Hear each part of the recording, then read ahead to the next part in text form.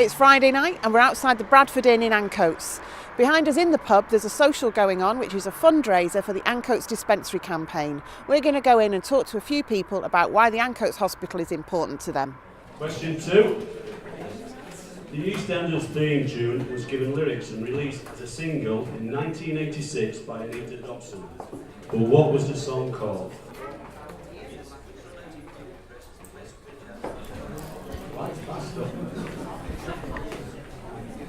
Question 3.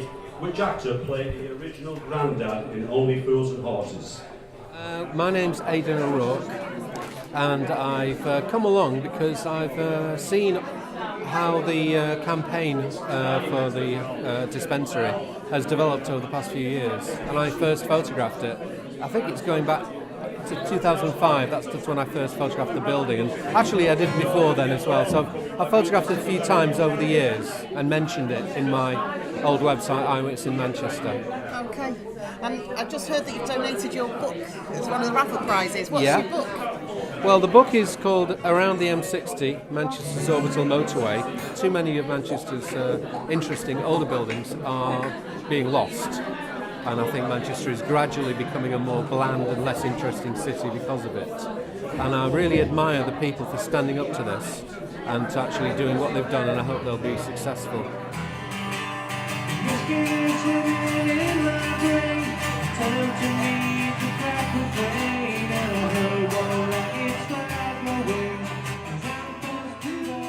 It was built in 1870 odd, so anything that was built around that time and it's still standing now, it should be preserved. Well, personally, I'd say the late, must have been 39, 1940, 1941, my father got run down by a tram on Ancoats Lane, and all the men that was working around the area picked the tram up off his legs and he was rushed to Ancoats Hospital. He saved his leg, so he had a long scar right down his thigh, right down his back of his calf and the rest of his life. But he was a bricklayer, so he done 55 years in the city building all the estates after that. So you got a guy like him to thank for building the estates all over the city. Without that hospital, he could have been limping around or maybe in a wheelchair, and I probably wouldn't have been here. So why do you think Ancoats Hospital is so important to save? It's an iconic building in the area. It links the current with the past. It's something that means a lot of things to people, lots of different ways. Myself, when I used to work in the area at the Jewish Hospital, Northern Hospital in the past, we used to cover Ancoats Hospital, and that's my link with it. So it means a lot to me personally, but it means a lot because it's a Mancunian icon. Ancoats Hospital important to you? It's just I've been there myself as a patient. ENT sinus problems many years ago. It's historically very important to the area. It's lost so many Victorian buildings in the area. And it just needs to be saved, basically.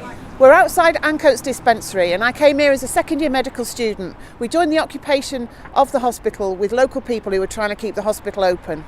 It's quite poignant that we're here today to talk to people who are trying to keep the building up to make it into a building for the community to use in the future.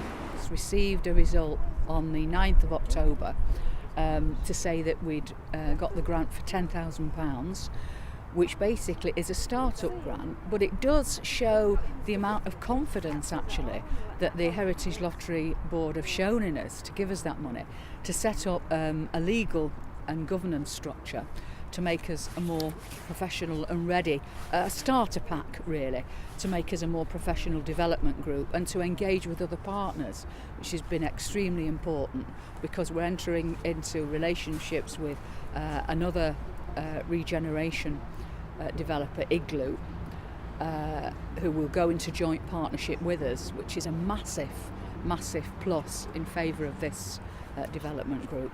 And the volunteers have been marvellous. We've had curry nights and the support of the people.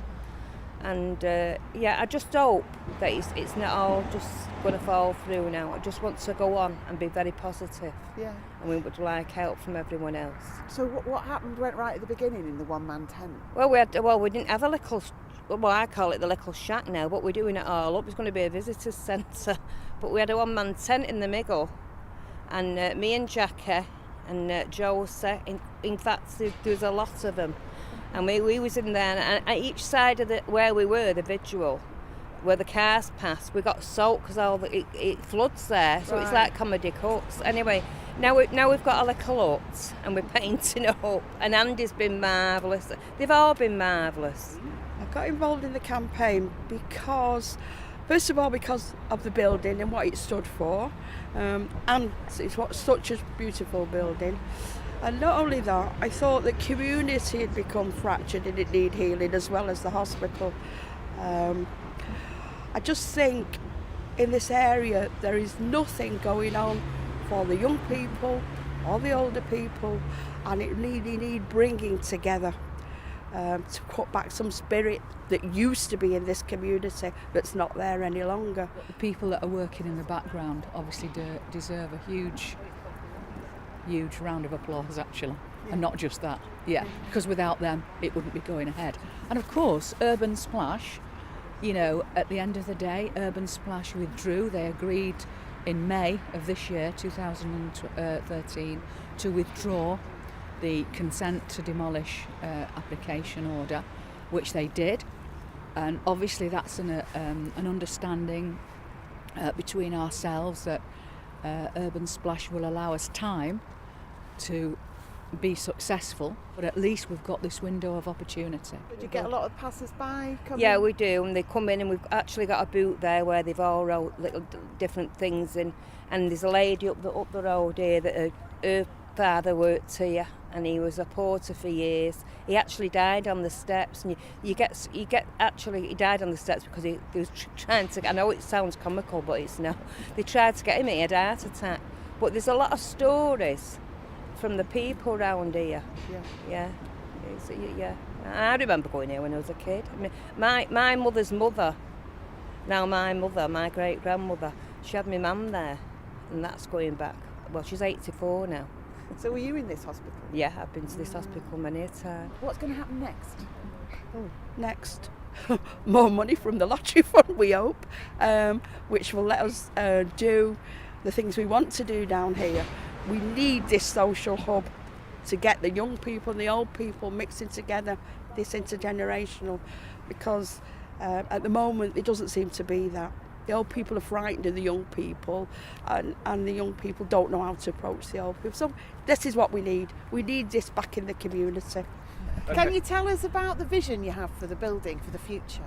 Well, the vision is that the first and second floors are going to be taken by AWOL Studios, who are at present in Hope Mill, which is bursting at the seams with art, creative digital industry and artists who want to come into the first and second floors of the dispensary, which will be amazing because that will create a sense of busyness.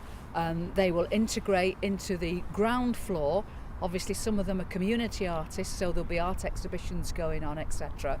Obviously a component of that is heritage, obviously as part of it, but the ground floor will be community space, and we're hoping to have a cafe in there, a community cafe, which in conjunction with an organisation similar to Mind, or maybe Mind, if it's possible, to run placements for people with mental health issues and any other health issues. So that will take up part of the ground floor. The rest of the ground floor, there's an awful lot of organisations want to rent space.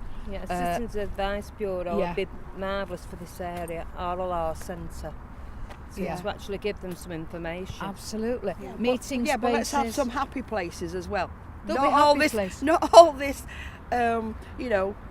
law and all that. We've also got somewhere where they're all going to come and enjoy themselves. Yeah, that's the community. That's the community. You've got to get, That's the community. Yeah, well, not the serious side of it. Not all serious. It's got to also be fun.